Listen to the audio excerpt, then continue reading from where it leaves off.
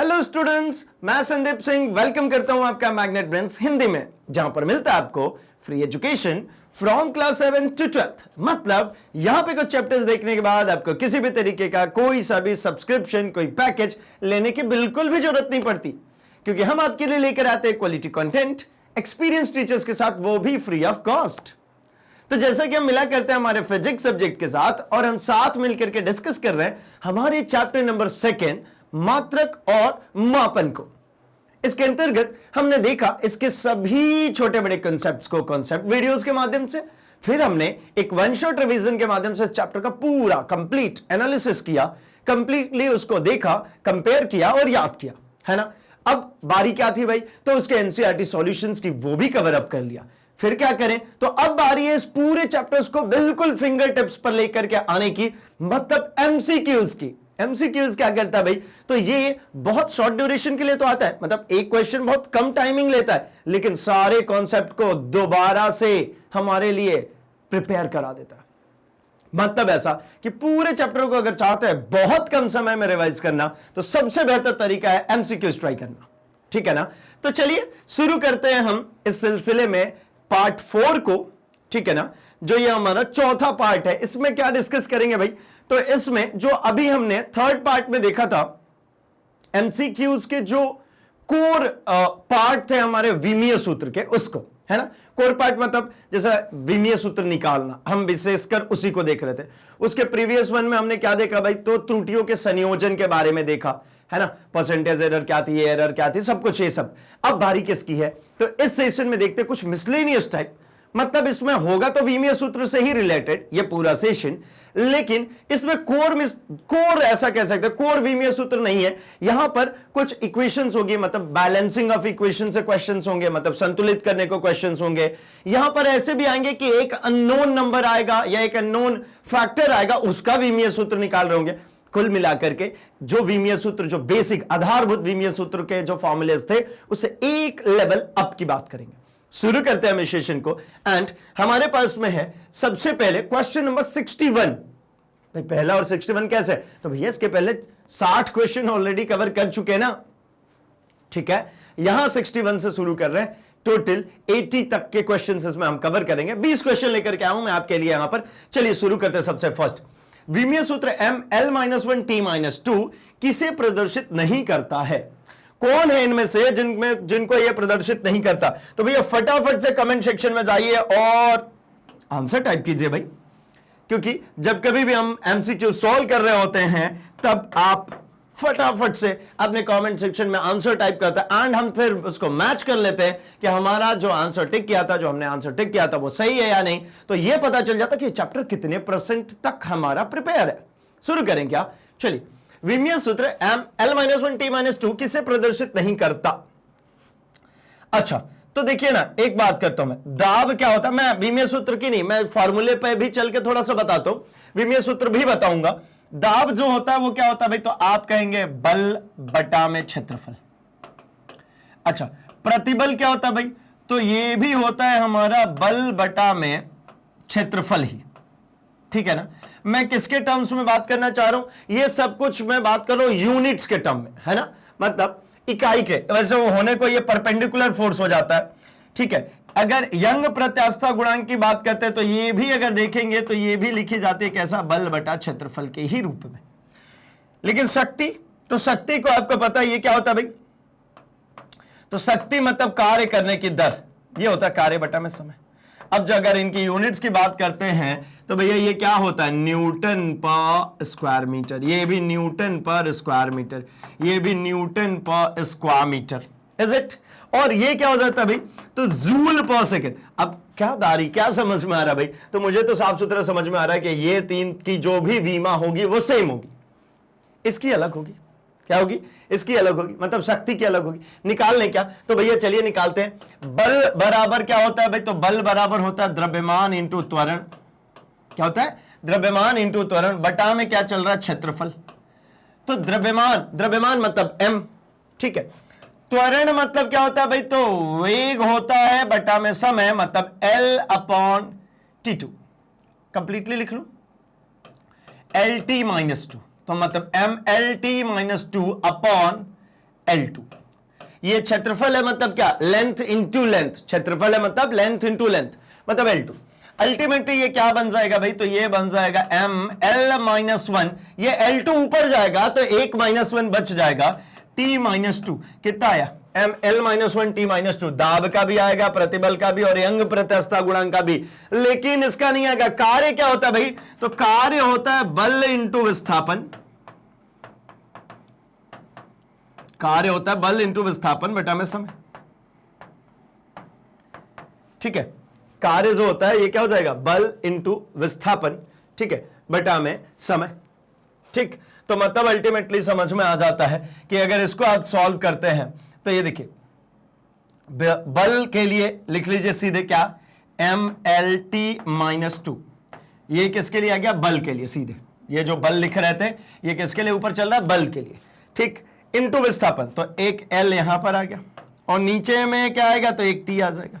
Finally अगर इसको करेंगे तो कितना बन जाएगा, ML2, ये L इंटू L, ML2, और ये T एक को क्या कर देगा भाई, ऊपर जाकर के कर देगा T-3।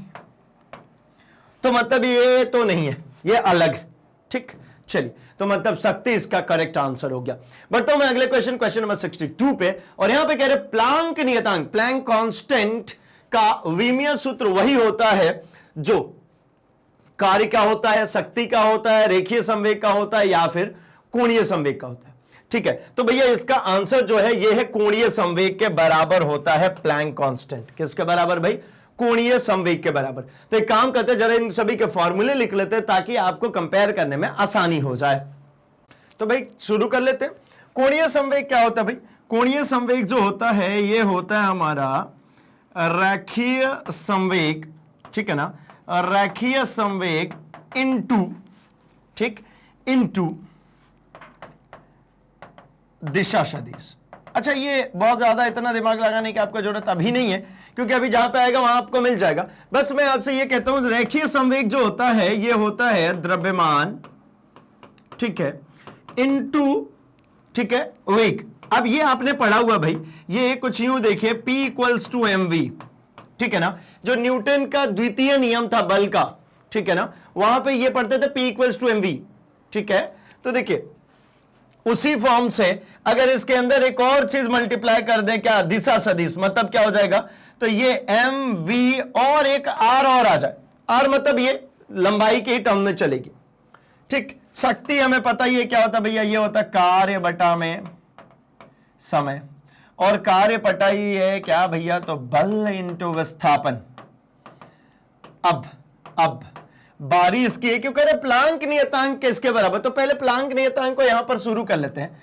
प्लांक कांस्टेंट को H से डिनोट करते हैं, प्लांक कांस्टेंट को H से, और ये होता कितना है भाई, तो ये होता है एनर्जी अपॉन में, ठीक है, ये होती है अल्टीमेटली जो ऊर्जा है, ठीक है, ऊर्जा अपॉन में, इसको रख लेते हैं हम, ऊर्जा अपॉन में तरंग आवृत्ति, है ना, ऊर्जा अपॉन में आवृत्ति, न्यू से डिनोट करते हैं। ठीक है, मैं सोच रहा था मैं लिख दूं आवृत्ति, लेकिन ठीक है मैं अगले में लिख देता हूं दोनों का। ये हो जाता है भैया ऊर्जा, और अपॉन में ये हो जाती है आवृत्ति, ठीक है ना। ये फॉर्मूला कुछ यूं होता है, E = h न्यू, ठीक है। ये आपने जैसे केमिकल इक्वेशंस बहुत सारी जगह लिखते हैं ना, वहां पे देखा होगा, सूर्य के रोशनी के प्रेजेंस में लिखना होता है तो ऊपर लिखता है ना ये h न्यू, ये वही है। तो यहां पर देखिए h निकालना है, E ऊर्जा है। अब ऊर्जा, ठीक है ना, किसके बराबर होती है भाई, तो ऊर्जा जो है ये इसकी विमा कार्य के बराबर, ऊर्जा की विमा, ऊर्जा की जो विमा है ये किसके बराबर होती है, कार्य के बराबर। और कार्य क्या होता है भाई, तो कार्य होता है हमारा बल इंटू विस्थापन, ठीक है। बल कितना होता है भाई, तो बल MLT-2 इंटू विस्थापन मतलब L, मतलब ये कितना हो गया ML2T-2। अब तो बल का तो निकालने आ ही गया होगा ना भाई, बल क्या होता है, तो बल होती है द्रव्यमान इंटू त्वरण, द्रव्यमान मतलब M, और त्वरण क्या होता है LT-2, ठीक है। ये देखिए MLT-2, तो ये हो गया हमारा ML2T-2, ये हो गया हमारा किसका, कार्य का, ये हमारी किसकी होगी, कार्य की, मतलब ऊर्जा की। और आवृत्ति क्या होती है, तो आवृत्ति पता ही है ना, 1 अपॉन होता है समय अंतराल, क्या होता है 1 अपॉन समय अंतराल। अर्थात अगर मैं इसको अकेले को लिखूं तो भैया ये कितना हो जाएगा 1 अपॉन टी, मतलब आवृत्ति के लिए लिखूंगा t माइनस 1। फॉर्म कहता है ये कि ई ऊर्जा, ऊर्जा मतलब कितना, तो ml2 t माइनस 2 अपॉन में ये चला जाएगा कितना, अच्छा मल्टीप्लाई में ही लिखता हूं ml2 t माइनस 2 और साथ में ही ये कितना है भाई t इनवर्स है ना, t माइनस 1, तो ये हो गया हमारा t माइनस 1। अब अगर इसको सॉल्व करते हैं तो कितना बनेगा, तो ये कहेंगे ml2 t माइनस 3, कितना हो गया भाई ml2 t माइनस 3। ठीक, अब चलिए यहां पर हम जरा बात करते हैं, इसको निकालते हैं, तो ये कितना हो गया m, ठीक है, और ये हो जाएगा हमारा, कुछ तो गड़बड़ है, कुछ तो गड़बड़ है, बिल्कुल गड़बड़ है भाई, आवृत्ति अपॉन में था, आवृत्ति जो था ये अपॉन में था। ठीक है, ये आवृत्ति अपॉन में था, ये नीचे -1 है, ऊपर जाकर के क्या बन जाएगा, ये +1, मतलब ml2t -1 बच जाएगा। ये नीचे से -1 ऊपर जाएगा तो क्या हो जाएगा, यहां पे जब जाएगा ये, तो ये बन जाएगा +1, t +1 हो जाएगा, ये कैंसिल हुआ तो ये एक माइनस से एक प्लस कैंसिल हो गया, मतलब ये बच जाएगा हमारा क्या, t -1।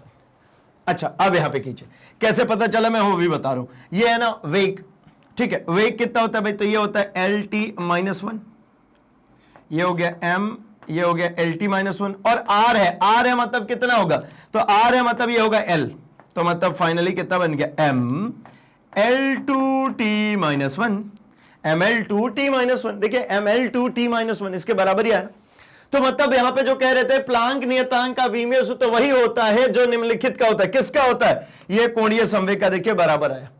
अब ये तो तय हो गया ना कि इसके नहीं आएंगे। अच्छा इसका अगर इसका लिखना चाहे तो इसमें क्या होगा भाई, तो ये हो गया m lt -1, ये किसके लिए हो जाएगा, mv के लिए, mlt -1, कार्य बटा में समय लिखा हुआ है, ठीक है ना, कार्य कितना होता है भाई, तो ml2t -2 बट्टा में समय आ रहा है, इसका मतलब क्या हो जाएगा, तो m, ठीक है, l2 कार्य के लिए लिख लीजिए ml2, ठीक है, t -2 अपॉन में एक आ जाएगा क्या भाई, तो t।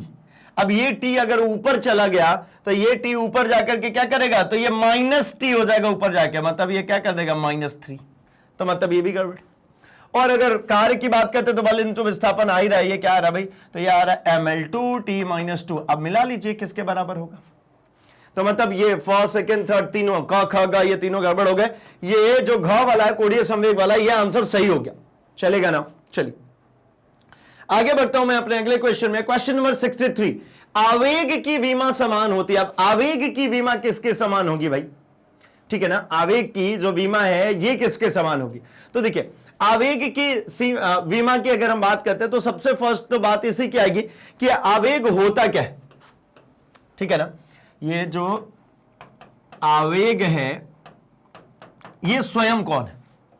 ठीक, अगर आवेग के बारे में पता लग जाएगा तो हम इन सभी के बारे में हम बताने में सक्षम हो जाएंगे, ठीक है, क्योंकि देखिए ये जैसे रेखीय संवेग की हमने बात करी, P इक्वल्स टू ये होता है भैया mv, ये कोणीय संवेग की हमने बात करी तो ये होता है हमारा mvr, दाब की बात करते हैं तो ये क्या होता है फोर्स अपॉन एरिया, और बल की बात करते हैं अगर तो बल क्या होता है भाई, बल के लिए अगर कहते हैं तो m इंटू ए, मास इंटू एक्सेलरेशन।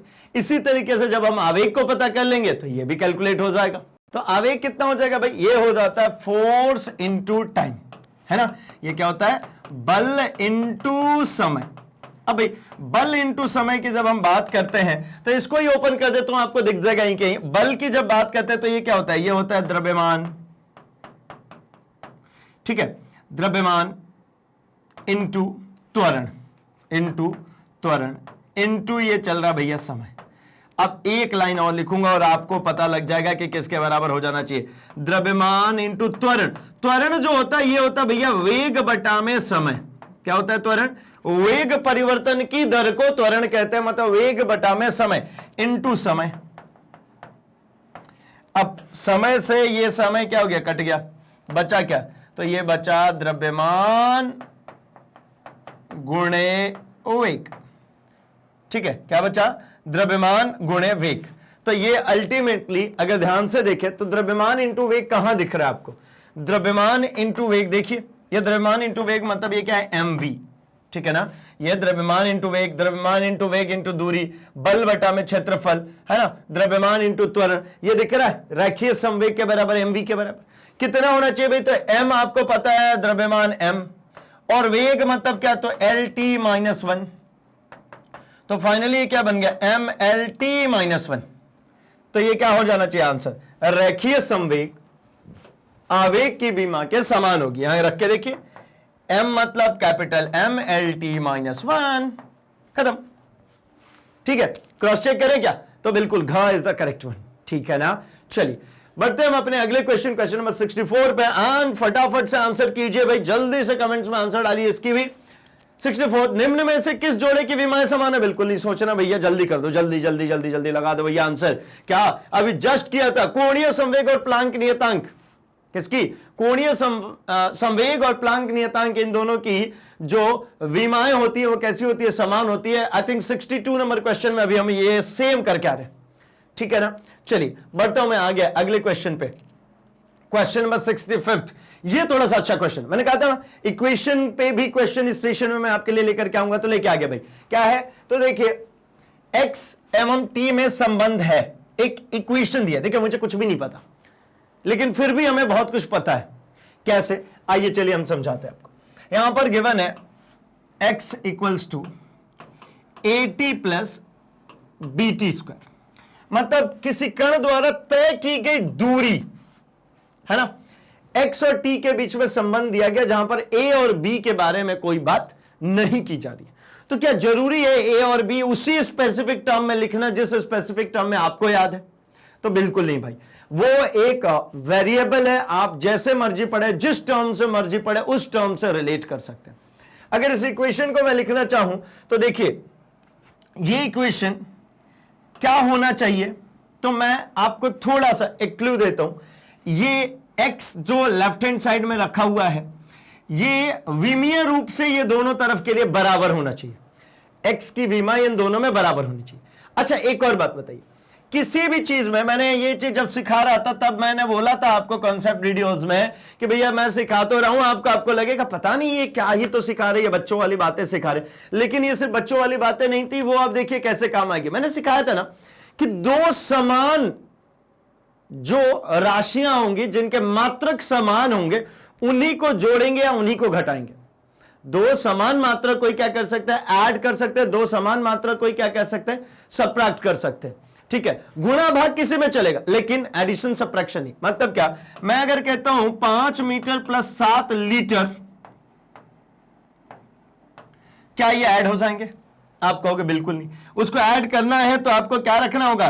तो भैया ये भी 5 मीटर और ये 7 मीटर होना चाहिए, तभी ऐड होगा। नॉट इवन दिस, सी ये अगर इतना सेंटीमीटर भी हुआ ना तब भी ऐड नहीं होगा, इकाई समान करनी पड़ेगी। ठीक है ना, ये मीटर में है और ये सेंटीमीटर में, तो ये ऐड नहीं होगा भैया। अर्थात मेरा कहने का तात्पर्य आपसे सिंपली इतना है कि यहां पर ये दोनों टर्म्स को कह रहा भैया ऐड कर दो। तो जब ऐड करना है इसका सीधा सिंपल सा मतलब होता है कि विमीय रूप से, किससे? विमीय रूप से x की विमा, ठीक है, x की विमा बराबर होगी किसकी? at के विमा की, बराबर होगा किसके? तो bt स्क्वायर के विमा के। इन सभी के विमा के बराबर होगा। अब यहां पे कुछ बातें दी गई है। क्या दी गई है भाई? तो किसी कण द्वारा तय की गई दूरी x एवं समय t के संबंध में दी गई है। मतलब ये एक बात सही है, x क्या है भाई? x कौन है? x है भैया दूरी। तो अगर ये दूरी है अर्थात ये कितना होगा? ये होगा l। ये दूरी है मतलब कितना होगा? ये हो जाना चाहिए l। अब एक बात समझिए, यहां पर t दिया हुआ है, तो यहां इस a की जगह पे कौन सी ऐसी चीज आनी चाहिए? मैं ऐसा लिख लेता हूं, दो को कंपेयर कर देता हूं। सबसे पहले इन दोनों कंपेयर करता हूं। a, ठीक है ना, क्या हो गया? a, मुझे इसके लिए विमा निकालनी है, मुझे नहीं पता। अच्छा इसको ऐसे नहीं लिखता हूं तो एम्पियर समझेंगे। ए इंटू टी के लिए बीमा क्या हो जाएगी भाई, टाइम के लिए बीमा क्या हो जाएगी, कैपिटल टी। तो मतलब यहां से अगर आप निकालेंगे तो ए की बीमा क्या निकलनी चाहिए, तो ए की बीमा निकलेगी एल अपॉन में टी, क्या निकली, एल अपॉन में टी, टी नीचे आ जाएगा डिवाइड में। तो मतलब ए क्या बन गया, ए बन गया आपका एल टी माइनस वन, क्या बन गया, एल टी माइनस वन। अच्छा इसी तरीके से मैं इसको कंपेयर करता हूं इसको, तो ये भी इसके बराबर ही है ना, ये भी इसके बराबर ही है। मतलब मैं इसके लिए भी क्या लिख सकता हूं, एक्स की जो बीमा है, एक्स की बीमा बराबर है किसके, बी टी स्क्वायर के बीमा के। एक्स की बीमा मतलब ये कह रहे हैं ना कि लेंथ है, तो एल हो गया B times of T two. अब इसको यहां पर रख करके देखिए तो क्या हो जाएगा भाई, तो बी की बीमा कितनी आनी चाहिए, बी की बीमा आनी चाहिए एल अपॉन में टी टू, अर्थात बी की जो बीमा मिल गई वो मिल गई एल टी माइनस टू। अब एक काम करता हूं मैं यहां पर रख करके दिखाता हूं आपको। तो देखिए अगर यहां पर सिंपली बात करते हैं तो ए की जगह पे इसको रखिए, ए की जगह पे जो हमने निकाला है इसको रखिए, ए की जगह पे क्या रखूंगा, L T minus one, L T minus one, और ये एक टी है मतलब इंटू टी हो जाएगा, इज इक्वल टू बी की जगह पे रखिए L T minus two into T two. भैया ये क्या होगा, एल टी माइनस टू और टी, तो ये सिर्फ और सिर्फ एल बच जाएगा। यहां से भी इसको सॉल्व करेंगे क्या बचेगा, सिर्फ एल, ये भी क्या बचा है, सिर्फ और सिर्फ एल, ये हटा देता। मुझे क्या दिख रहा है भाई, ये भी एल, ये भी एल, और ये भी क्या है, ये भी एल, मतलब बीमीय रूप से ये पूरे समीकरण बराबर होगा। अर्थात अब तो बात समझ में आ गई ना कि ए की जगह पे क्या मिलना चाहिए, L T minus one, L T minus one, और बी की जगह पे क्या मिलना चाहिए, एल टी माइनस टू, मतलब ख इज द करेक्ट वन, ख जो है ये सही आंसर है। चलेगा क्या, समझ में आया होगा कि भैया ये यहां पे प्लस दिया था क्वेश्चन में, आप बोलो सर आपने तो बराबर लगा दिया, गलती कर दी, ये क्या कर दिया, भैया ऐसा कुछ नहीं किया, मैं तो वही कह रहा हूं ना कि ये जो बीमा होगी इसकी, ये इन दोनों की बीमा जो होगी वो सब सेम होनी चाहिए, नहीं तो एडिशन सब्ट्रैक्शन नहीं हो सकता। और ये बराबर लिखा मतलब विमेय रूप से ये समीकरण संतुलित होगी तभी ये काम किया, अदरवाइज नहीं। अच्छा चलिए क्रॉस वेरीफाई कराऊं क्या, इस इक्वेशन को जरा कंपेयर कीजिए, s equals to U T plus half A T square से। आपको पता होगा इस हाफ के लिए तो कुछ लिखते नहीं है बीमा, तो मतलब यहां पर जो a है वो कौन है भाई, u, और जो यहां पर एक्सीलरेशन दिख रहा है वो किसका मान है, b का। तो ये b का मान क्या होता है, त्वरण, त्वरण क्या होता है भाई, तो एल टी माइनस टू होता है त्वरण का, और वेग का कितना होता है, एल टी माइनस वन होता है। देखिए सेम आया है नहीं आया, मैंने बोला था ना इसके बारे में मुझे नहीं पता, ये जरूरी नहीं कि u और a से ही डिनोट करेंगे तो आपको पता चलेगा कि ये वेग है, और ये क्या भाई, a जो है ये हमारा त्वरण है, ठीक है। मतलब एक नॉर्मल एक इक्वेशन भी दी है तो ये नंबर्स उसी वैल्यू को रिप्रेजेंट करेंगे, ठीक है, ये a b उसी सेम डिटेल सेम वैल्यू को रिप्रेजेंट करेंगे क्योंकि ये समीकरण जो है वो संतुलित है। चलिए आई होप आपको ये सभी बातें समझ में आई है। जरा आंसर क्रॉस वेरीफाई कर लेते हैं, ख is the correct one, is it. Now moving to question number 66, यहां पे कह रहे भाई वंडरवॉल गैस इक्वेशन दी हुई है। अब ये हमें पढ़ना है भाई इसी साल, आप सोचोगे हर टॉपिक में तो आप यही कह रहे हो इसी साल पढ़ना है, इसी साल पढ़ना है, इसी साल पढ़ना है, तो भैया ये लिटरली ट्रुथ है कि जो 11th और 12th का पूरा कंटेंट है ना, ये 11th और 12th का पूरा कंटेंट लगभग फिजिक्स के हर एक ब्रांच को टच कर लेता है, और जिसमें से 11th फिजिक्स की जब कभी भी हम बात करेंगे ना, तो 11th फिजिक्स तो आप ऐसा मान के चलिए कि ये बहुत ही ज्यादा डीप स्टडी है। यहां पे मैकेनिक्स बहुत ही ज्यादा नीचे तक की, मतलब ऐसा कह सकते हैं बिल्कुल बेसिक्स से लेकर के शुरू हुई है। यानी यहां पर एक ह्यूज कंटेंट अवेलेबल है, बहुत सारे कॉन्सेप्ट्स अवेलेबल हैं, इसीलिए तो 11th के फिजिक्स हम मानते हैं कि जो 12th के लास्ट में फिजिक्स आपको मिलेगी उससे कहीं ज्यादा इंपॉर्टेंट है, ठीक है ना, उससे कहीं ज्यादा यहां पर आपको कॉन्सेप्ट सीखने को मिलेगा। उससे ज्यादा आपको अगर नहीं पढ़ाई करेंगे तो परेशानी फेस करनी पड़ेगी। क्यों करनी पड़ेगी, क्योंकि आपने तो साइंस लिया भैया ना, स्वेच्छा से लिया ना, जबरन में तो किसी ने दिलाया नहीं है। अब भैया जब स्वेच्छा से ली है तो उसके बारे में नॉलेज गेन करना तो हमारा ही काम है, और नॉलेज गेन कब होगी, जब उसमें इंटरेस्ट आएगा, और इंटरेस्ट कब आएगा, जब उसके अंदर घुसेंगे।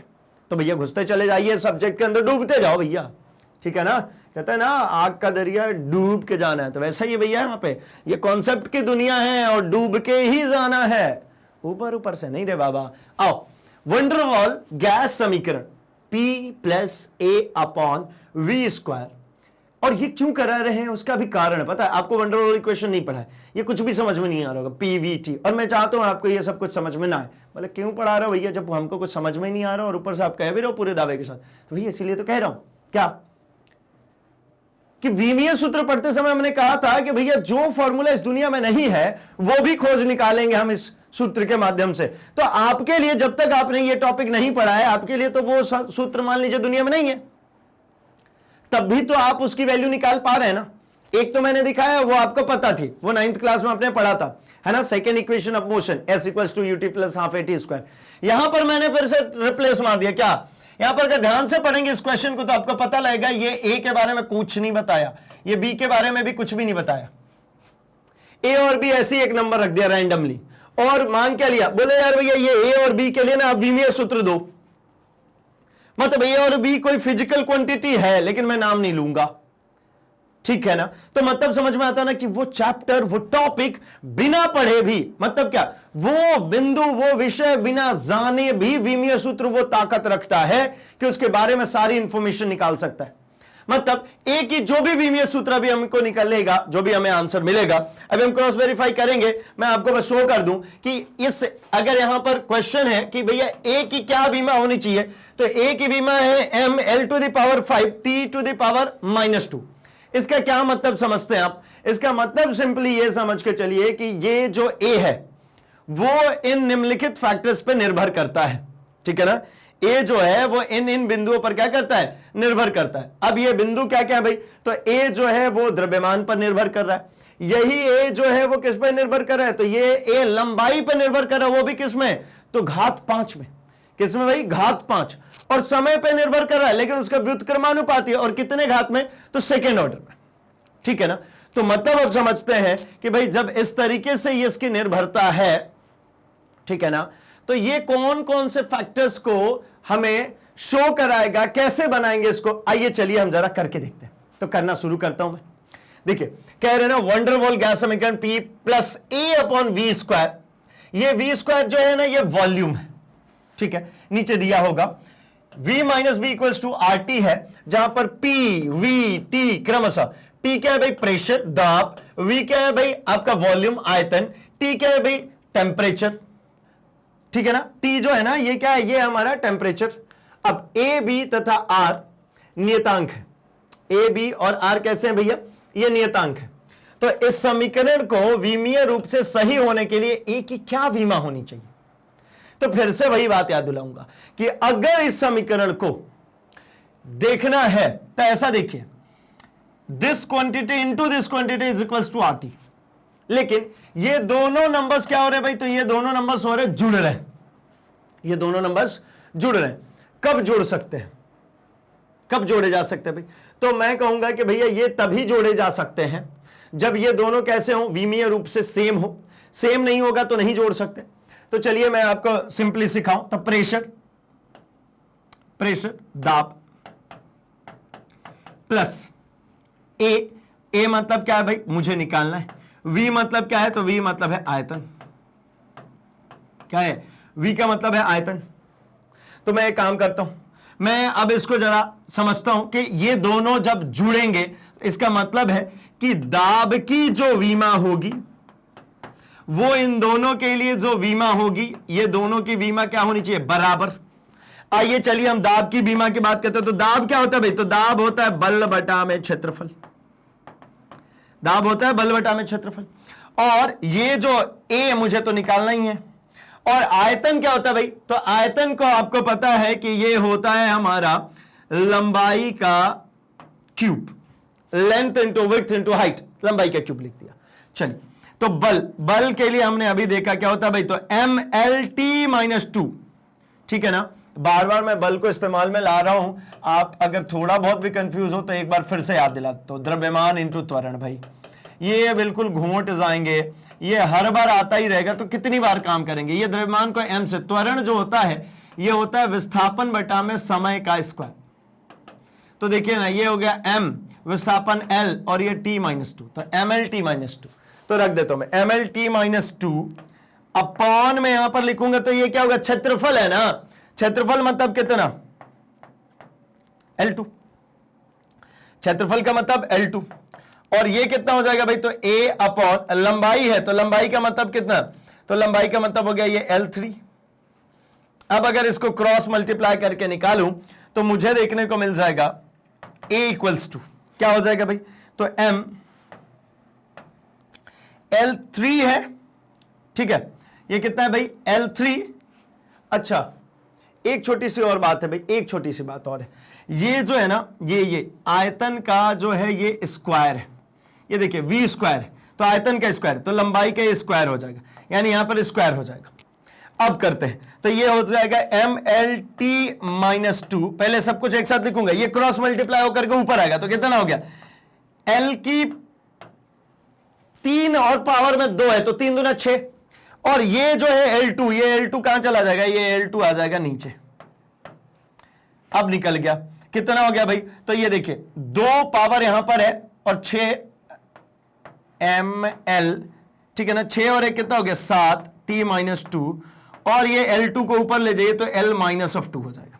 जब इसको सॉल्व करेंगे तो आपको क्या मिलेगा, ml, 7 में से ये 2 चला गया, कितना बचेगा भाई, तो ये बचेगा 5 t माइनस 2। देखिए आया क्या, ml5t माइनस 2, ml5t माइनस 2, ठीक है ना। किस हिसाब से कर रहा हूं, तो मैं हर बार इसी हिसाब से कर रहा हूं कि भैया ये और ये दोनों अगर जुड़ सकते, इसका मतलब विमीय रूप से समान होने चाहिए, अगर समान नहीं है तो इनको जोड़ा नहीं जा सकता, ठीक है ना। तो ये हो गया हमारे पास finally formula ml⁵t minus 2, and यहां पे आपको दिख गया कि a की यही विमा होगी तो जाकर के ये सही हो पाएगा, अदरवाइज नहीं हो पाएगा। ठीक, चलिए आगे बढ़ता हूं मैं, और एक छोटू सा काम कर दूं क्या आपके लिए, एक छोटा सा और काम कर लेता हूं। दाब की विमा, दाब की विमा क्या निकली थी, यहां पे इंडिविजुअली जो निकली है मैं इसकी बात करूं, इसको अगर देखेंगे यहां से देखिए, तो ये m l की पावर ये ऊपर जाकर के -1 t माइनस 2, यही बना रहेगा ना, यही बना रहेगा। अब अगर इसकी बात करते हैं RHS को, मैं दोनों को बराबर करके एक बार शो करना चाह रहा हूं आपके लिए। अगर इसके RHS की मैं बात कर लूं तो RHS में देखिए हमने अभी क्या निकाला, हमने निकाला ml⁵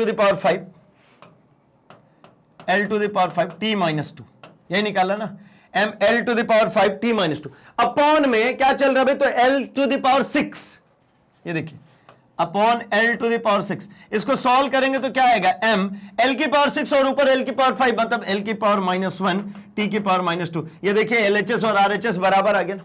ये किसके लिए लिख रहा हूं, ये दाब के लिए लिख रहा हूं, ये प्रेशर के लिए, और ये जो लिखा हुआ ये अल्टीमेटली क्या है, a/v² के लिए। ये देखिए दोनों बराबर आ गया। अब तो सही है ना, क्रॉस वेरीफाई भी कर दिया मैंने, ये निकाला है तो निकाला, मैंने आपको क्रॉस वेरीफाई भी करके दिखा दिया कि क्यों ऐसा हो रहा है। चलेगा ना, बढ़ता हूं मैं अपने अगले क्वेश्चन नंबर 67 पे। क्वेश्चन नंबर 67 अभी वही क्वेश्चन चल रहा भाई, लेकिन अलग अलग फैक्टर्स के लिए चलेगा। यहां पे आप कह रहे हैं वंडरवॉल गैस समीकरण सेम, पीवी और टी क्रमशः दाब है ना, दाब है, आयतन और ताप है, तो ए बी तथा आर नियतांक है, कांस्टेंट है, तो बी की क्या बीमा होनी चाहिए, अब भैया बताइए जल्दी से, बी की क्या बीमा होनी चाहिए। ये रहा बी। अब इसमें से कोई चीज माइनस हो सकता है तो बराबर ही होना चाहिए ना, क्या होना चाहिए, बराबर ही होना चाहिए ना भाई। तो बी की क्या बीमा हो जानी चाहिए, देखिए यहां से देखिए और फटाफट से आंसर कर दीजिए, तो ये क्या हो जाएगा L3, कितना होगा L3 को लिखने का तरीका M0 L3 T0 भाई, V इज इक्वल्स टू क्या होना चाहिए, B। यहां देखिए ये दोनों विमीय रूप से बराबर होने चाहिए। V मतलब क्या है भाई, तो ये है आयतन, आयतन की बीमा बराबर होनी चाहिए B की बीमा के। तो आयतन की बीमा कितनी है भाई, तो आयतन की बीमा है L3 और B की बीमा इसके बराबर हो जाए। इसको कैसे लिख लेते हैं, तो M0 L3 T0, M0 का मतलब क्या 1, T0 का मतलब क्या 1, तो L3 सिर्फ और सिर्फ L3, ये रहा L3 is the correct answer, correct answer. चलिए आसान लग रहा होगा भाई। अब 68 की बात करते हैं, और यहां पर थोड़ी सी बातें अब होंगी।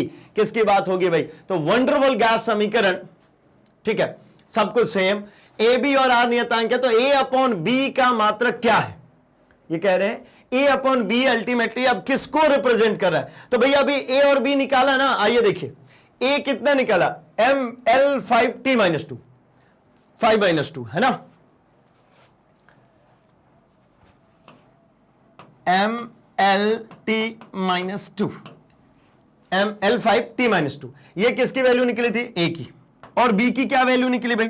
तो बी की भी वैल्यू चेक कर लेते हैं। बी की वैल्यू L3, बी की वैल्यू कितनी निकली है? L3, तो बी की वैल्यू होगी भैया L3। अब हमसे जो कह रहे हैं वो करिए। आइए, ये कह रहे हैं भैया कि A/B निकाल के दीजिए, तो A/B का मतलब क्या? mL5t-2 अपॉन बी की वैल्यू मतलब क्या? L3। कितना है? L3। ये अल्टीमेटली किसके बराबर हो गया? देखिए mL2t-2, ये किसके बराबर होता है भाई? mL2t-2 किसके बराबर होता है? आइए mL2t-2 को रिवर्स ऑर्डर लगा करके देखते हैं। ठीक है, लगाएं। देखिए m का मतलब क्या हो गया भाई? ये हो गया द्रव्यमान। ठीक है, m का मतलब द्रव्यमान। मैं चाहूं तो डायरेक्टली आंसर लिख सकता हूं, लेकिन मैं आपको थोड़ा सा ओपन करके दिखाता हूं। ठीक है, ये हो गया द्रव्यमान, और ये L2 लिखा है ना, L2 मतलब क्या? लंबाई इंटू लंबाई। तो मैं कुछ ऐसा बनाऊं कि इससे फॉर्मूले बनने शुरू हो जाए। तो मैं कुछ ऐसा नहीं लिख सकता क्या कि इसका लंबाई LT-2। अच्छा, एक काम करता हूं, मैं टर्मिनोलॉजी से पहले ऐसा लिखता हूं, ML, ठीक है, mLt-2 को अलग लिख लेता हूं और L को अलग लिख लेता हूं। चलेगा? चलेगा ना, कोई तकलीफ तो नहीं होनी चाहिए। M मतलब क्या भाई? तो ये हो गया अब द्रव्यमान। Lt-2 का मतलब क्या हो गया? तो ये हो गया विस्थापन, और T-2 का मतलब हो गया समय का स्क्वायर ऑफ टाइम, इनटू ये क्या हो गया भैया? तो ये हो गया विस्थापन। आप कैसे भी कर सकते हैं, बहुत ज्यादा ऐसे प्रोसेस फॉलो करने की जरूरत नहीं है, आपको जैसे दिख रहा है सामने आप लिखते चले जाइए। तो विस्थापन बेटा में समय का मतलब तो हो गया द्रव्यमान इंटू त्वरण, इंटू हो गया भैया विस्थापन। अब बताइए ये क्या है? क्या मैं इसको यहीं लिख लूं? तो द्रव्यमान इंटू त्वरण, द्रव्यमान इंटू त्वरण क्या होता है भाई? बल, इंटू क्या हो जाएगा? विस्थापन। द्रव्यमान इंटू त्वरण, ये द्रव्यमान इंटू त्वरण क्या है? तो ये द्रव्यमान इंटू त्वरण है बल, बल इंटू विस्थापन। बल इंटू विस्थापन क्या होता है भाई? तो कार्य। क्या होता है? कार्य। और कार्य की इकाई क्या होती है? जूल। देखिए कितना बड़ा कैसे कैसे गेम घूमता फिरता, ऐसा ऐसा होता होता और कहां आ गया? तो आंसर क्या है भैया? जूल का इज द करेक्ट वन। चलेगा क्या?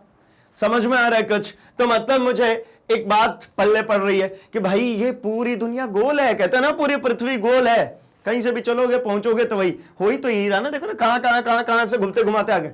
पहले ए बी को निकाला, ए बी निकालने के बाद कहा भैया ए और बी को डिवाइड करिए, और मुझे ये मत बताओ कि ये किस राशि को रिप्रेजेंट करे या फिर इसका डायमेंशन फॉर्मूला हो गया कितना ना। उसने कहा ना कि जो राशि को रिप्रेजेंट कर रहा है उसकी इकाई बता दो। लो आ गया भैया। चलो चलिए चलिए चलिए चलिए चलिए चलिए बढ़ते हैं हम अपने 69th क्वेश्चन के ऊपर। मैंने बोला था ये वाला थोड़ा सा लेवल अप होगा, है ना? तो हो गया भैया लेवल अप। और परेशान क्यों होना? परेशान बिल्कुल मत होइएगा भाई, बहुत आसानी से तो बन रहा है, क्या तकलीफ है? थोड़ा सा मेहनत लग रही है बट बन तो रहे। समीकरण E इक्वल्स टू A+BT² में E जो है वो ऊष्मीय विद्युत वाहक बल, ठीक है, थर्मल इलेक्ट्रोमोटिव फोर्स है। ये एक तरीके की हीट के कारण में एक इलेक्ट्रोमोटिव फोर्स जनरेट होता है। करेंगे इसकी भी बात अगले साल, लेकिन है ना क्लास 12th में ये टॉपिक। खैर मैंने बोला था ना उससे कोई लेना देना नहीं है। आइए, T गर्म और ठंडे जंक्शनों के बीच का तापांतर है। T जो है स्मॉल t जो दिख रहा है यहाँ पे, समय नहीं है, ये क्या है भाई? ये है हमारा तापांतर। तापांतर का मतलब होता है क्या भाई? तो तापमान में अंतर, टेम्परेचर में अंतर, ठीक है। तथा A और B स्थिरांक है, तो A का मात्रक क्या होना चाहिए? ठीक, A का जो मात्रक है वो क्या होना चाहिए? जबकि आप सिंपली देखें तो यहां पर E जो है ये क्या है भाई? तो ये है ऊष्मीय विद्युत वाहक बल। E क्या है? ऊष्मीय विद्युत वाहक बल, ठीक है ना? तो ऊष्मीय विद्युत वाहक बल के लिए, ठीक है, अगर यहां पर मैं सिर्फ और सिर्फ वही वाला काम करूंगा, ये इसके बराबर होना चाहिए। E के बराबर किसके v में होनी चाहिए भाई? AT का इसका मात्रक और इसका मात्रक कैसा होना चाहिए? बराबर होना चाहिए। इन दोनों के मात्रक कैसे होने चाहिए? बिल्कुल बराबर। अब A का क्या मात्रक हो? A का क्या मात्रक हो कि वो इसके बराबर हो जाए? तो हम कह रहे हैं कि A जो है, ठीक है, वोल्ट अपॉन में वोल्ट अपॉन में डिग्री, ठीक है, इनटू वोल्ट अपॉन में डिग्री इनटू टाइम के लिए क्या लिखते हैं, ये टाइम, सॉरी ये क्या है, ये तापमान है, तो ये क्या है, ये डिग्री है, ये क्या है, डिग्री है। क्यों? क्योंकि ई जो है ना, ई क्या है, ये विद्युत वाहक बल है भाई। ये क्या है? विद्युत वाहक बल। विद्युत वाहक बल का मतलब क्या होता है? ये पोटेंशियल है, ऐसा कह सकते हैं। और जो पोटेंशियल होता है, जो विभव होता है, उसकी क्या इकाई होती है? तो इसकी तो इकाई वोल्ट ही होती है ना, इसकी इकाई वोल्ट ही होती है। ये डिग्री से ये डिग्री कैंसिल हुआ, देखो ना, वोल्ट के बराबर क्या आ गया? वोल्ट आ गया, ठीक है ना। वोल्ट के बराबर क्या है? वोल्ट। मतलब इसको जिस तरीके से हम अभी कैलकुलेट कर रहे थे उसी तरीके से कैलकुलेट कर सकते हैं कि भैया ये E बराबर क्या हो जाना चाहिए? AT के हो जाना चाहिए। तो E की इकाई है भैया वोल्ट और A यहीं छोड़िए, इसकी इकाई है डिग्री। तो A बराबर क्या मिल गया मुझे? A बराबर मिल गया मुझे वोल्ट बटा में डिग्री। सेम कैसे भी कर सकते हैं, इतना दिमाग में क्लिक हो ही जाता है ना, तो उसको कैसे भी कर सकते हैं। आंसर क्या दिख रहा है भाई? वोल्ट बटा में डिग्री। बढ़ते हम अपने अगले क्वेश्चन नंबर 70 पे। सेम चीज है, यहां पर बी का मात्रक पूछा गया है, तो बी भी क्या होगा भाई? बी भी इस ई के बराबर ही होना चाहिए, है ना, विमीय रूप से तो ये बराबर ही होने चाहिए भाई, इस ई के बराबर होना चाहिए इन दोनों की विमा। मतलब ई की विमा किसके बराबर हो जाएगी भाई? ये बराबर हो जाएगी हमारे BT स्क्वायर के विमा के, ये दोनों ही बराबर। अब करें क्या? तो देखिए, अब सिंपली आपको नॉर्मली यहां पर जो कैलकुलेट करना है वो ई की विमा की बात करनी है। मतलब ये क्या हो जाएगा? वोल्ट। बी की विमा में नहीं पता, लेकिन टी स्क्वायर मतलब क्या भाई? तो टी यहां पर दिया है, तापांतर है। तापांतर का मतलब क्या हो जाता भाई? तो ये है डिग्री, इसका स्क्वायर। तो मतलब बी क्या हो जाएगा? बी हो जाएगा वोल्ट बटा में डिग्री का स्क्वायर, ठीक है, वोल्ट अपॉन में डिग्री स्क्वायर। क्या दिख रहा है हमें? वोल्ट अपॉन में degree square. That means what? ख इज द करेक्ट वन, ठीक है। क्या हो जाएगा? ख सही आंसर है भाई, इसका जो आंसर है, ठीक है, ये हो जाएगा इसका ख आंसर सही है, ठीक है, वोल्ट अपॉन में डिग्री का स्क्वायर। ठीक, चलिए आगे बढ़ते हैं हम अपने अगले क्वेश्चन की तरफ एंड डिस्कस करते हैं हम यहां पर कि क्वेश्चन नंबर 71 की क्या कह रहा है? P equals to A minus T square upon B X है ना। P is equals to A minus T square upon B X. इसमें P दाब है, X विस्थापन है और T जो है वो समय है। P दाब है, X विस्थापन और T क्या है भाई? समय है। इस समीकरण में A B एक नियतांक है, मतलब कुछ भी वैल्यू हो सकता है। तो A और B की बीमा निकालनी है। A और B की बीमा निकालने के लिए फिर से वही बात मैं कहूंगा, देखिए बहुत आसानी से ये दोनों एक दूसरे में से क्या हो रहा है? सब्ट्रैक्ट। तो मतलब इन दोनों की बीमाएं समान होनी चाहिए। मतलब मैं कह सकता हूं A की बीमा बराबर होनी चाहिए किसकी भाई? तो टी स्क्वायर के बीमा के, ये दोनों बराबर होने चाहिए। तो टी स्क्वायर की बीमा की अगर मैं बात करता हूं तो टी समय है, टी क्या है भाई? टी जो है ये समय है। समय है मतलब ये क्या है? ये है मेरा T2। तो सीधी बात, A की बीमा भी कितनी हो जाएगी? T2। A की बीमा T2 तभी माइनस होगा। इसी प्रकार अब मुझे चाहिए कौन? तो मुझे चाहिए पहले B निकालना। अतः मैं सिंपली ऐसा लिख सकता हूं क्या कि P की बीमा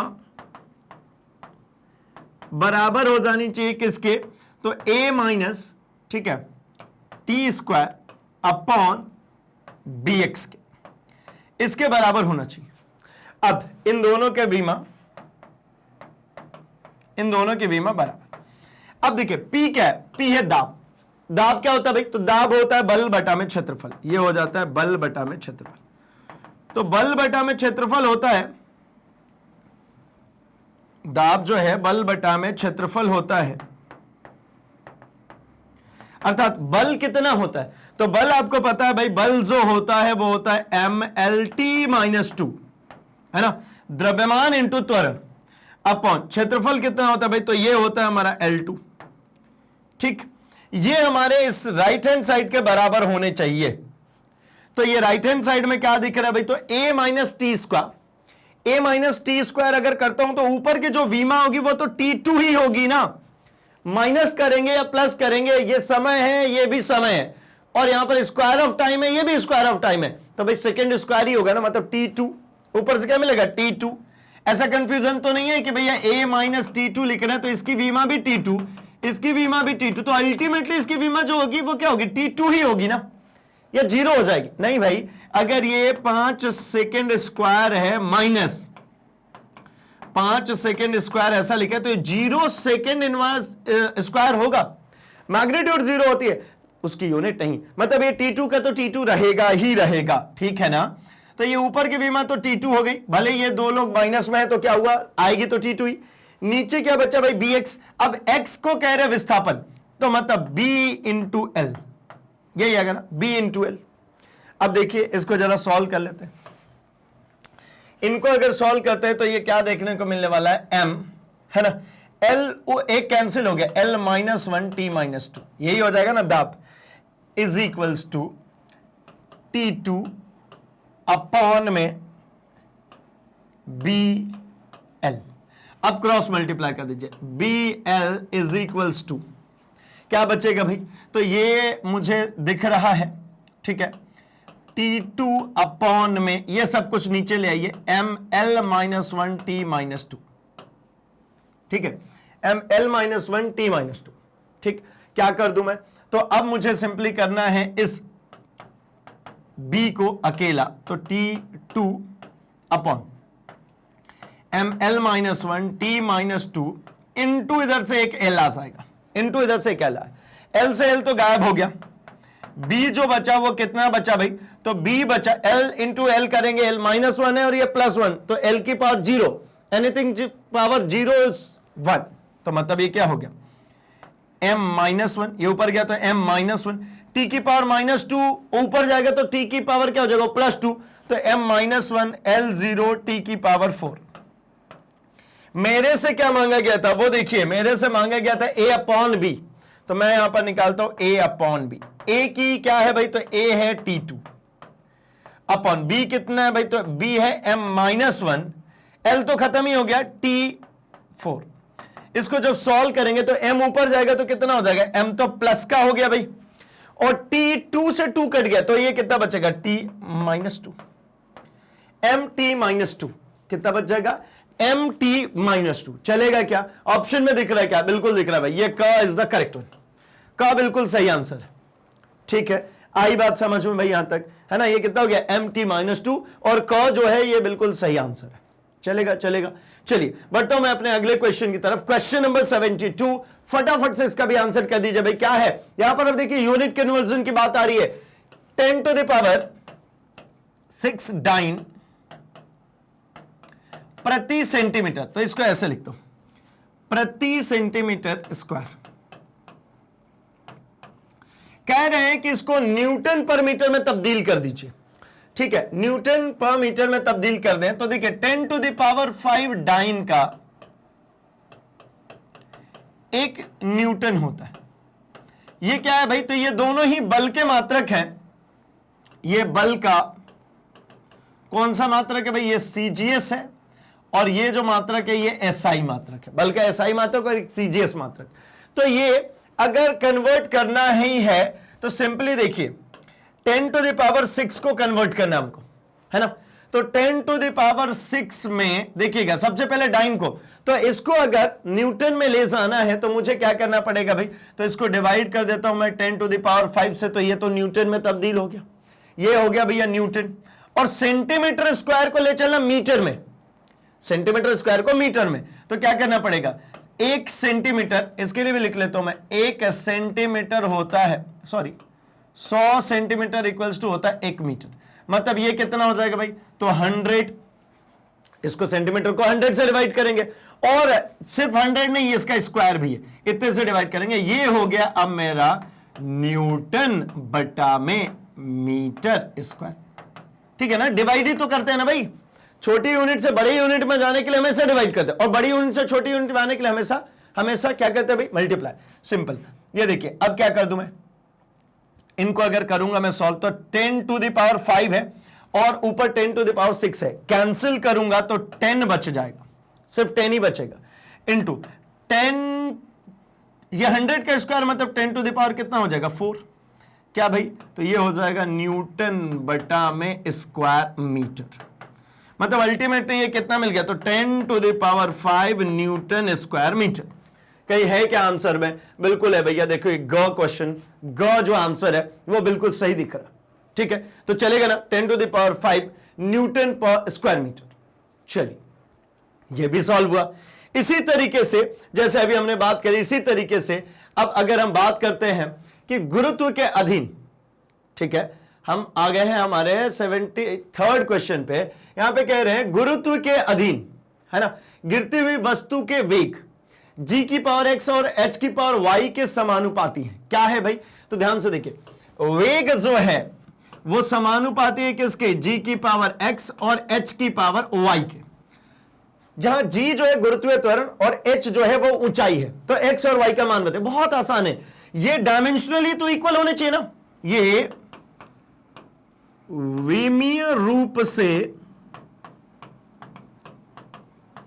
समान होने चाहिए,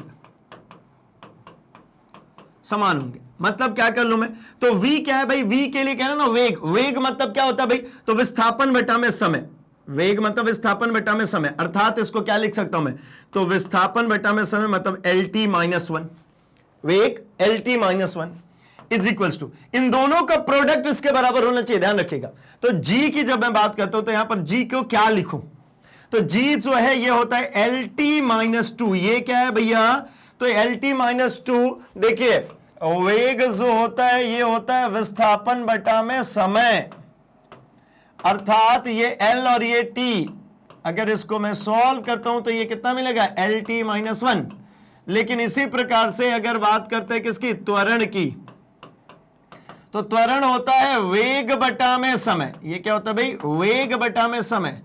एंड यू नो दैट वेग कितना है, LT-1 अपॉन में एक और t आ गया, तो ये फाइनली कितना बनाएगा, तो ये बनाएगा LT-2। कितना बनाएगा, LT-2। तो LT-2 के पावर x। अब h क्या है, तो h जो है यहां पर गिवन है, h ऊंचाई, ऊंचाई मतलब क्या, लेंथ, तो L⁻ कितना आ गया, y। इसको कुछ नहीं करेंगे, LHS को ऐसे ही चलते रहने दीजिए।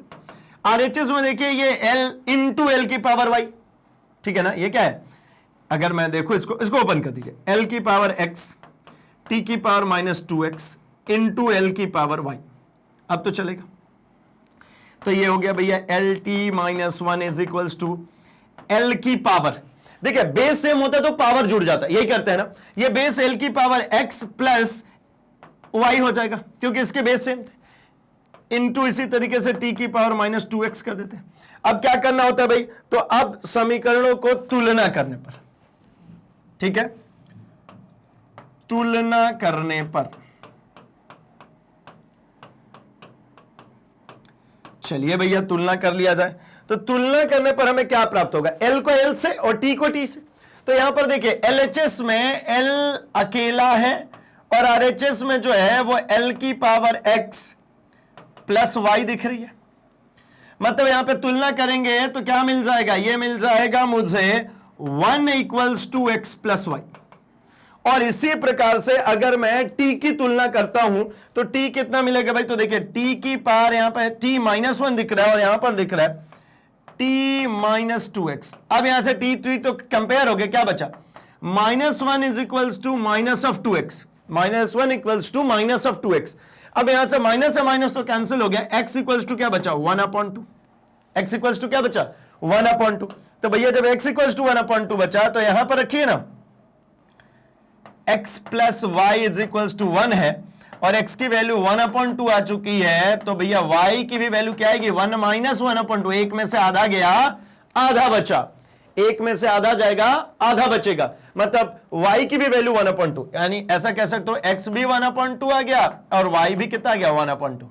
आंसर के लिए क्या बोला था कि x और y का क्या मान होना चाहिए, तो x = भी 1/2 है ना, और y = भी 1/2 है ना। इसमें y = 1 था इसलिए इसको हटा दिया।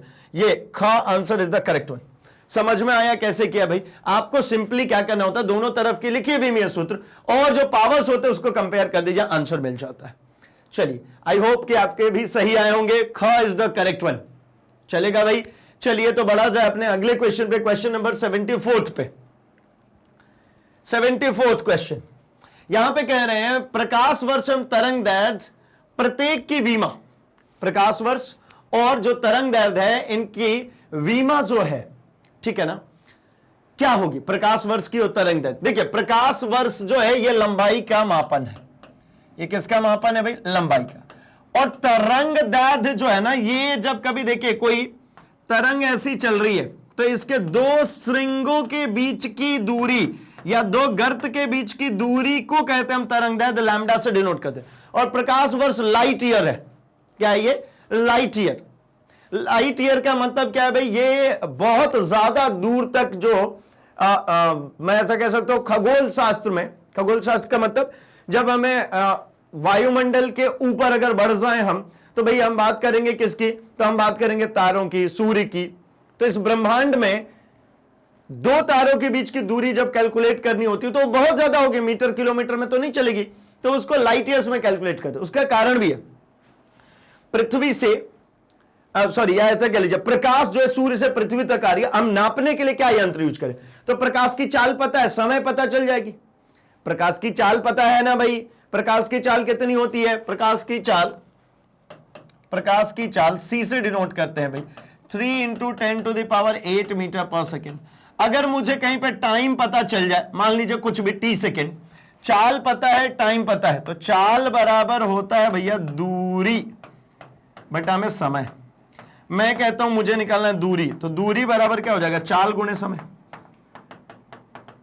अब प्रकाश की चाल मुझे पता है, और जब यह पता चल जाए कि एक जगह से जब प्रकाश निकली और दूसरे तारे तक या दूसरे ग्रह तक पहुंचने में कितना टाइम लगाया, तो उसकी चाल और टाइम मल्टीप्लाई करके उन दोनों ग्रहों के बीच की या फिर एक तारा और एक ग्रह के बीच की हम दूरी ज्ञात कर सकते हैं।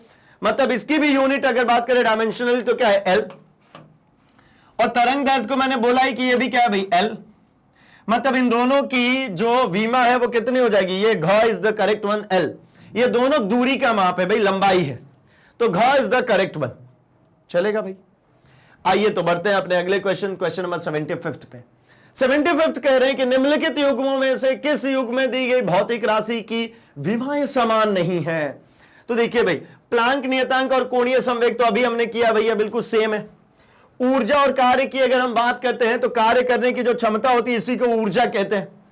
दाब और दृढ़ता गुणांक की बात करते हैं तो दाब देखिए बल बटा में क्षेत्रफल होता है, और दृढ़ता गुणांक की जब हम बात करते हैं तो यह भी दाब अपॉन बल अपॉन क्षेत्रफल ही होता है, ठीक है ना। अब वेग प्रवणता और आवर्तकाल की बात करते हैं तो वेग प्रवणता जो है ये होता है वेग परिवर्तन बटा में दूरी, और जबकि आवर्तकाल मतलब क्या है भाई, तो ये एक समय अंतराल है। ये क्या है, एक समय अंतराल। अब देखिए ये दोनों अलग लग रहे हैं, एक कहां समय अंतराल, एक वेग परिवर्तन बटा में दूरी। तो ये दोनों चीजें क्या है भाई, ये दोनों चीजें अलग अलग हैं। मतलब घ जो है इन भौतिक राशियों की जो विमाएं होंगी वो समान नहीं होगी। यानी आंसर कौन सा हो जाएगा, ये घ इज द करेक्ट वन। घ जो है ये सही आंसर हो जाएगा। चलेगा ना। चलिए बढ़ता हूं मैं अपने अगले क्वेश्चन की तरफ, क्वेश्चन नंबर 76। क्या है, सार्वत्रिक गुरुत्वाकर्षण नियतांक कैपिटल जी के एसआई मात्रक और सीजीएस मात्रक का अनुपात कितना होगा। मतलब कैपिटल जी का एसआई मात्रक और इसी का सीजीएस मात्रक निकालना है, इसका अनुपात पूछ रहे हैं। तो कैपिटल जी जो होती है क्या है, तो भैया F इक्वल्स टू होता है Gm1m2 अपॉन में डी स्क्वायर, दो द्रव्यमानों का गुणनफल बटा में दूरी का स्क्वायर। ये क्या है, गुरुत्वाकर्षण बल। F क्या है, गुरुत्वाकर्षण बल। दो पिंड एक दूसरे को क्या करते हैं भाई, हमेशा आकर्षित करते रहते हैं, तो ये उसी के लिए फॉर्मूला था। यहां पे जी की मुझे बात करनी है, जी कितना होगा, जी अगर आप निकालते हैं तो FD स्क्वायर अपॉन में m1m2, कहिए हाँ, ये FD स्क्वायर अपॉन में m1m2। अब देखिए ये जो F है ये क्या है भैया, ये बल है। F कौन है, बल है, मतलब ये क्या हो गया, न्यूटन। D है मतलब क्या हो जाएगा भाई, ये स्क्वायर मीटर अपॉन में ये क्या हो जाएगा भाई, तो ये हो जाएगा स्क्वायर केजी। अब क्या करना है, इसको कन्वर्ट करना है किसमें, तो न्यूटन को कन्वर्ट करना है डाइन में, ठीक है ना, किसमें, डाइन में। और स्क्वायर मीटर को कन्वर्ट करना है स्क्वायर सेंटीमीटर में, और केजी को कन्वर्ट करना है किसमें भाई, स्क्वायर ग्राम में। और इन दोनों के लिए, इसके लिए और इसके लिए क्या निकालना है? अनुपात। मतलब एसआई, ये कौन सा मात्रक है? ये एसआई मात्रक है और ये इसका सीजीएस मात्रक है। इन दोनों में अनुपात निकालना है तो एसआई मात्रक को मैं पहले तो ऊपर लिख लेता हूं। एसआई मात्रक हो गया भैया newton metre square upon KG square, newton metre square upon KG square. ठीक है, इसको कितने डाइन के बराबर हो जाएगा, इसको कन्वर्ट कर लेते हैं। तो 1 न्यूटन में होता है भैया 10 टू द पावर 5 डाइन। कितना होता है? 10 to the power 5 dyne into square centimetre. Metre से किसमें चल रहा है? Square centimetre. तो 100 का स्क्वायर सेंटीमीटर स्क्वायर हो गया अपॉन केजी स्क्वायर को ले चलना है ग्राम स्क्वायर में। तो केजी का क्या करूं भाई? तो 1000 इंटू स्क्वायर है ना, केजी से किसमें तब्दील हो गया? ग्राम में। अब क्या करना भैया? तो ये हो गया 10 टू द पावर 5 इंटू ये कितना हो जाएगा भाई? तो ये हो जाएगा 10, मतलब 100 लिखा हुआ है, यानी ये हो जाएगा हमारा 10 टू द पावर 4। ये हो जाएगा 3 है 10 की पावर और 2 मतलब 10 की पावर 6। मतलब ये कितना हो गया भाई? तो ये बेस से होता तो पावर जुड़ जाते हैं, ये ध्यान रखिएगा। ये क्या कह रहा हूं मैं? डाइन सेंटीमीटर स्क्वायर अपॉन ये नीचे ग्राम स्क्वायर, नीचे ग्राम स्क्वायर। ये इसको जब कैंसिल करेंगे 5 और 4 कितना होता है? 9 और 6 से काट दीजिए, 10 की पावर 9 बटा में 10 की power 6 dyne centimetre square upon में ग्राम स्क्वायर, मतलब 10 की power 3 dyne centimetre square upon में ग्राम स्क्वायर। चलेगा क्या? 10 की पावर 3 कितना मिलेगा? 10 की पावर 3। ये देखिए कितना है? 10 की पावर 3। चलेगा ना, कोई दिक्कत परेशानी नहीं।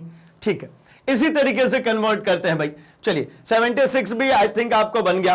आंसर क्रॉस वेरीफाई कर लेते हैं, 10 टू द पावर 3। इसी तरीके से श्यानता गुणांक का एसआई मात्रक और सीजीएस मात्रक का जो अनुपात होता है वो कितना होता है? 10। कितना? 10। सिर्फ और सिर्फ 10 का अंतर होता है। आगे बढ़ता हूं मैं। एक तरंग का समीकरण, ठीक है, इसमें थोड़ा सा इंटरेस्ट है। देखिए एक तरंग का समीकरण दिया y equals to a sine at minus bx plus c। ठीक है ना, ये गिवन है। abc क्रमशः विमाएं क्या होगी? abc की क्रमशः विमाएं क्या होगी?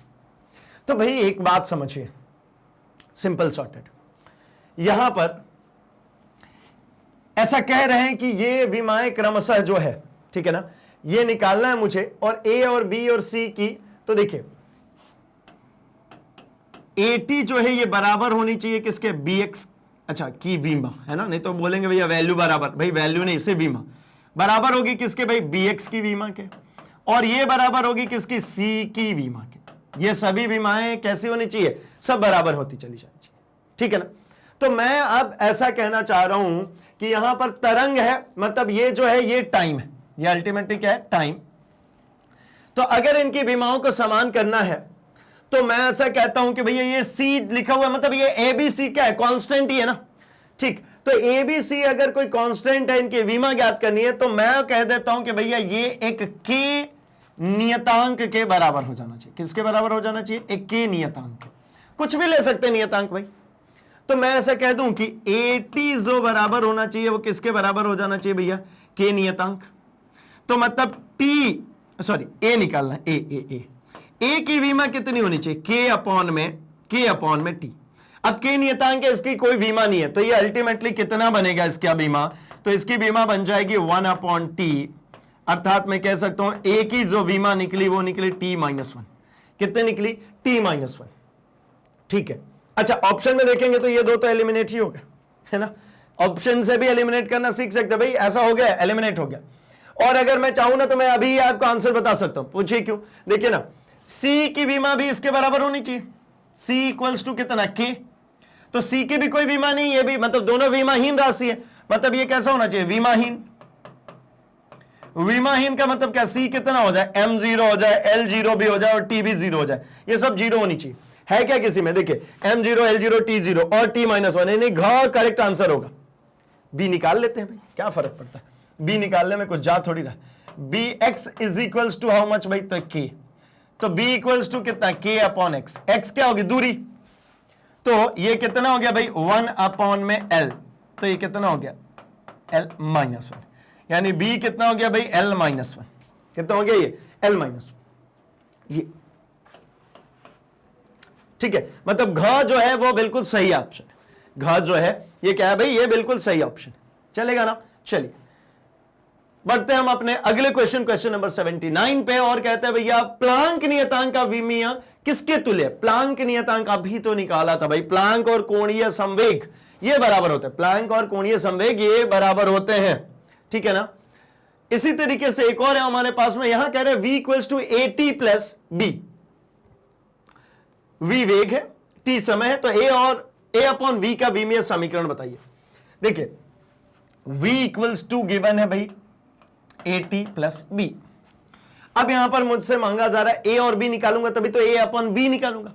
तो भाई सीधी बात है, v की विमा, फिर से वही तो लिखूंगा क्या, at की विमा बराबर होनी चाहिए किसके, v के विमा के। मतलब ये सब कुछ की विमाएं कैसी बराबर होनी चाहिए, सब कुछ बराबर होनी चाहिए। तो एक एक करके शुरू कर लेते हैं। तो मुझे सबसे पहले v की विमा बराबर at की विमा, सबसे पहले तो इसको सॉल्व करते हैं। अगर इसको सॉल्व करेंगे तो मुझे दिख रहा है v क्या है भाई, वेग। वेग क्या होता है, lt माइनस वन। वेग क्या होती है भाई, lt माइनस वन। दूरी मतलब विस्थापन बटा में समय, lt माइनस वन। यहां से a के लिए निकालना है t क्या है, तो ये तो t समय है। इसको अगर नीचे की तरफ ले आते हैं तो ये अल्टीमेटली a की वैल्यू कितनी मिल गई, तो a की वैल्यू मिल गई lt माइनस वन अपॉन में t, अर्थात ये कितना हो गया, तो ये हो गया भैया lt माइनस टू, ये हो गया a की विमा। इसी तरीके से b की विमा, तो मतलब v की विमा बराबर होगी b की विमा के। अब v की विमा तो वही ना lt माइनस वन, यही तो चला आ रहा है ना, b की विमा के ये बराबर होगी, सीधे सीधे बात ही खत्म कर दीजिए। अब मेरे से मांगा गया क्या, a अपॉन b। क्या मांगा गया भैया, a अपॉन b, तो a अपॉन b की विमा क्या लिखेंगे भाई, तो a की विमा आपको क्या दिख रही है भाई, तो ये दिख रही है lt माइनस में टू, और b की विमा क्या दिख रही है, lt माइनस वन। क्या मिल जाएगा यहां से, क्या दिख रहा है भाई, तो l से l जो है, l वाला टर्म जो है ये तो गायब ही हो गया, ये l से l का टर्म गायब हो गया। क्या बचेगा ऊपर जाके, तो ये बचेगा t माइनस वन। क्यों क्यों क्यों क्यों क्यों, क्योंकि भैया यहां से अगर देखेंगे, अरे भैया प्रॉपर लग जाओ, हाँ ये देखिए ये t के पावर माइनस टू दिख रहा है ना, ये माइनस वन ऊपर जाकर प्लस वन हो जाएगा, है ना। तो बचेगा कितना, minus one, t minus one. कुछ दिख रहा है क्या ऐसा, t माइनस वन, मेरे को तो दिख रहा है भाई ख m0 l0 t minus one, m0 l0 t minus one, ठीक है ना। अच्छा एक और बात समझ में अब तक तो आ गई, v इक्वल्स टू ये क्या लिखा है, तो ये लिखा है v equals to at plus u, first equation of motion, v equals to u plus at।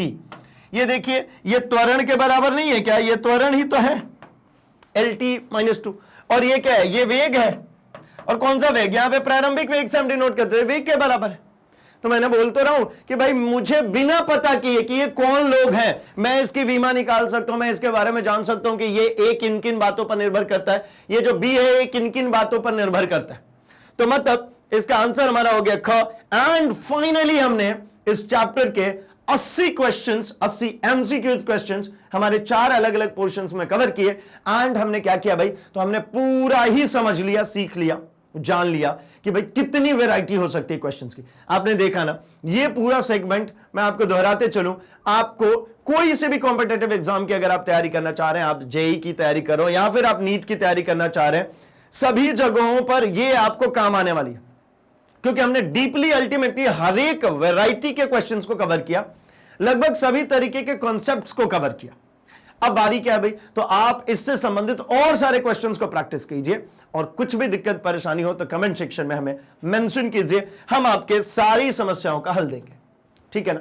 तो इसी प्रकार से बाकी कोर्स कंटेंट के लिए आप क्या करते हैं, तो आपको कुछ नहीं करना भैया, सिंपली जाना है आपके सर्च बॉक्स में और क्या टाइप करना है, magnetbrains.com।